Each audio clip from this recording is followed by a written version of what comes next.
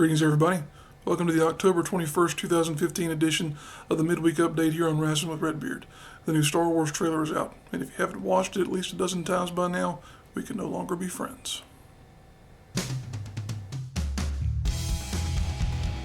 Number 5 story of the week is that Ultra Wrestle has announced the formation of the Shenron Cup. Shenron, if you weren't aware, is a character from Dragon Ball Z mythology, and this particular tournament will be a cruiserweight tournament with a 12-person field.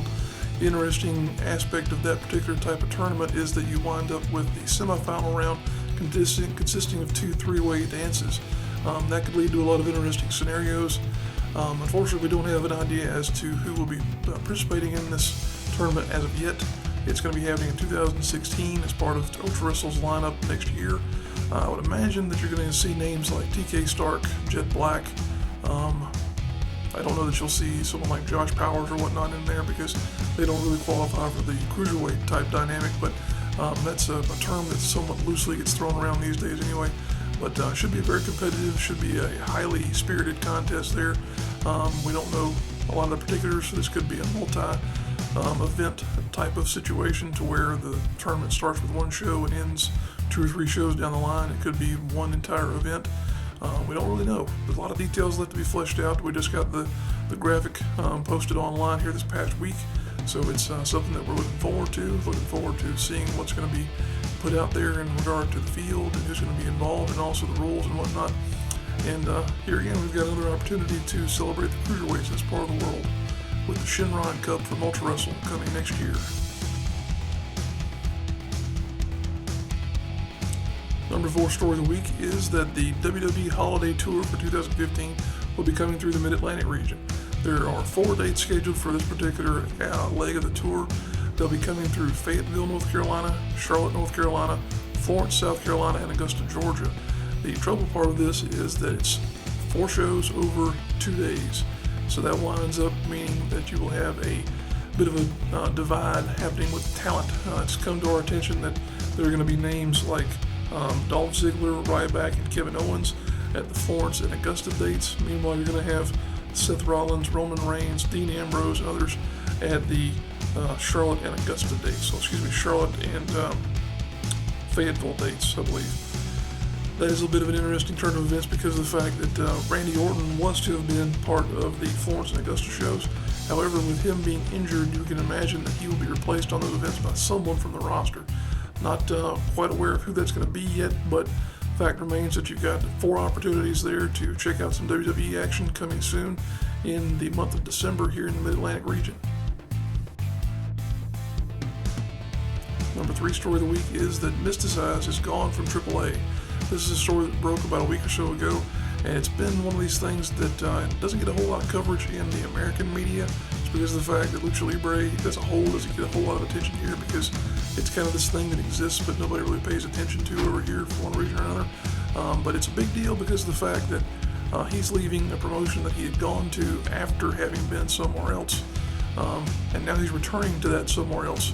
The real head turner in this situation is the fact that he started his career with CMLL, one of the bigger promotions in Mexico, went to AAA after he returned to Mexico from his time in WWE, and now he's suddenly back with CMLL.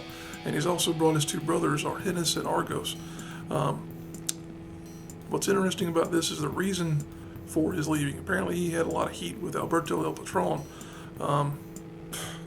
Anybody's guess what the root of that is there, but regardless, he's gone from AAA now, and he's of course been known as Mysticize, which was the extension of his Sin Cara character and also Mystico, but AAA owns the Mysticize character, so there's a possibility that now he's back with CMLL.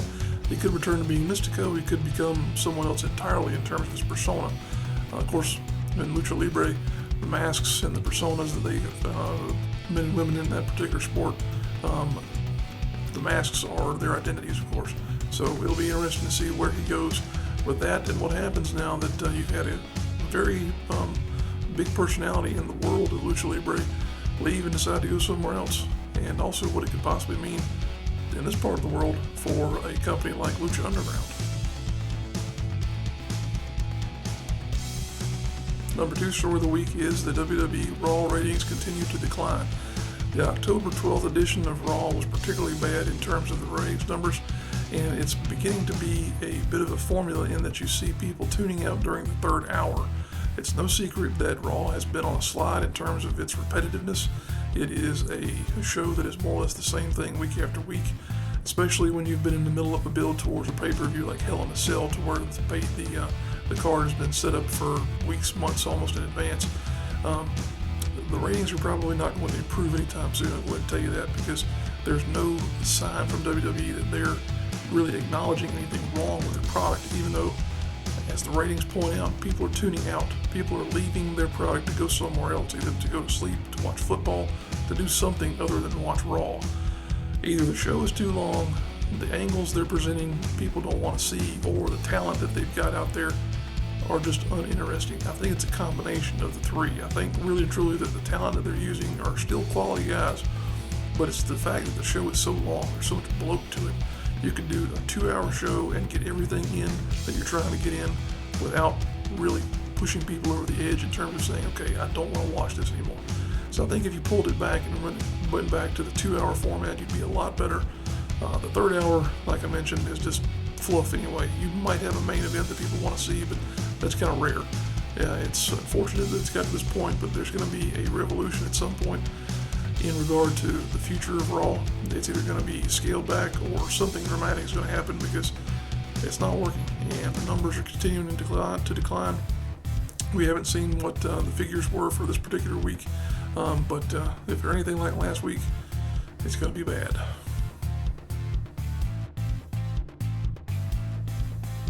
And the number 1 story of the week is that WWN Live and WWE have begun to acknowledge their partnership with one another. This was something that really put a lot of people on their heads here this past week, when you had an announcement that was carried by WWE that Sami Zayn would be participating in the Evolve 49 and 50 events in New York. This was a real blindsider here in terms of the news, because you had this sort of tentative thing happening behind the scenes here, to where people thought there might be something going on, but this to just suddenly up happen was like, whoa, what's going on here? Because it's unlike anything that we've seen in a long time. Forever, WWE would not even acknowledge that independent wrestling, or any wrestling for that matter, beyond their own product existed. Now for them to suddenly say, hey, there's this whole subculture to professional wrestling, to where these guys are out there, they're working hard, they're developing their craft, and someday they might earn their shot onto our roster. It's a big coup, I think, for independent wrestling, not only for them to be acknowledged, but then for also to see a trend to where so many people who were at the top of their game in the indies are getting opportunities in WWE. Of course, you have guys like Tommaso Ciampa and Johnny Gargano and others who are getting shots in NXT now. It's great to see. It's a fantastic time to be a wrestling fan, especially one who's paid attention to independent wrestling here for a while. And it's only going to go up from here, with the possibilities of Evolve being a feeder system for NXT and for WWN properties as a whole to be some type of I don't want to call them a sub-developmental property, but to be this area to where the men and women there could look forward to potentially being a part of WWE at some point in time. So there's a lot to look forward to. And speaking of things to look forward to, we've got, I believe, 9 shows on the docket this particular month, or particular week, excuse me.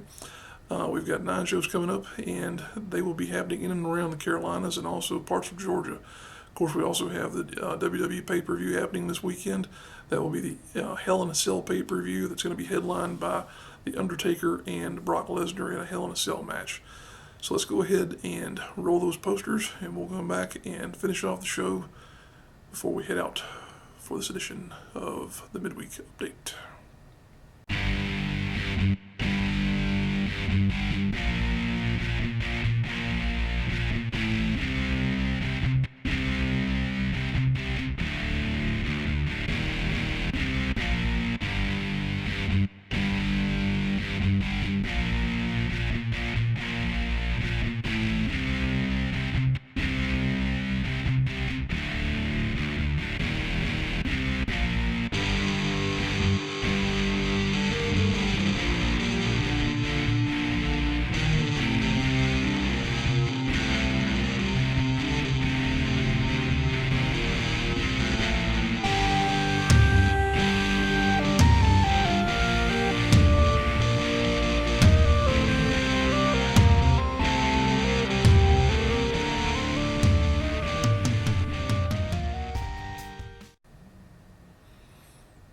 right, folks, there you have it.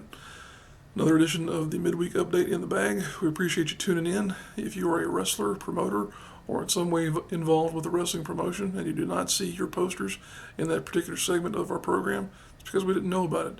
We try and improve social media to stay abreast of what's happening in our area, but if we don't know, we don't know. So that said, if you would send us your posters by way of YouTube, Facebook, or Twitter, we'll be glad to get those out there and share them for you, because it's part of what we do here on Rasslin with Redbeard, is to promote the talent and the events that are happening in our part of the world. We appreciate you tuning in. If you enjoy the program, go ahead and click that like button. And if you really enjoy what we're doing here on the channel, go ahead and click subscribe. That'll let you know whenever we've updated new content, either in the form of midweek update shows, our full main show, Rasslin with Redbeard, and also match videos. We appreciate you guys watching the programs. We'll see you at the matches.